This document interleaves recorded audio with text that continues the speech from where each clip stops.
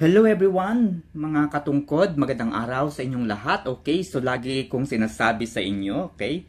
Like what I keep on telling everyone, that if Facebook merchant team is not improving, it's not doing their very best to improve the algorithm on their merchant account, yan, sila ay itataob ni TikTok. Ayan. Actually, talong-talo na nga si Facebook, no, pagdating sa merchant. At ito ngang TikTok na ito ay malakas at napakabilis ng kanilang pag-unlad. So, as you can see, nabudol na naman po tayo ni TikTok. Ayan. So, sobrang napakaganda ng kanilang produktong ito na nabili ko sa merchant, sa TikTok. Okay, so ito yung wireless doorbell. Ayan, doorbell.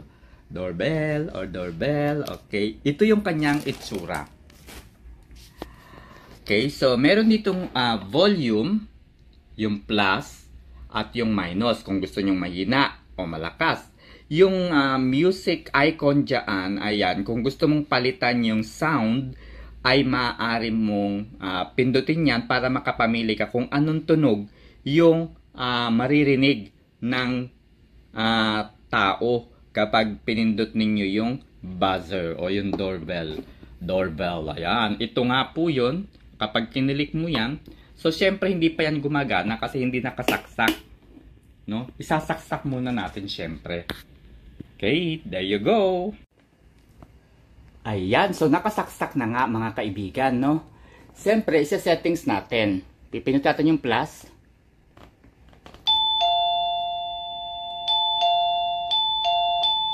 Ayan, para malakas yung tunog. Pwede tayo mamili.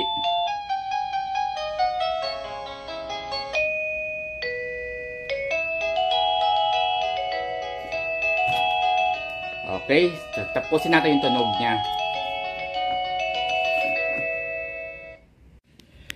Okay, so since nakasaksak na sa taas yung kanyang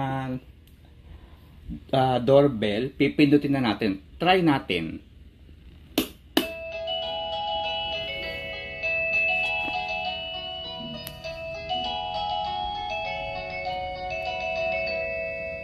Diba? Apakaganda.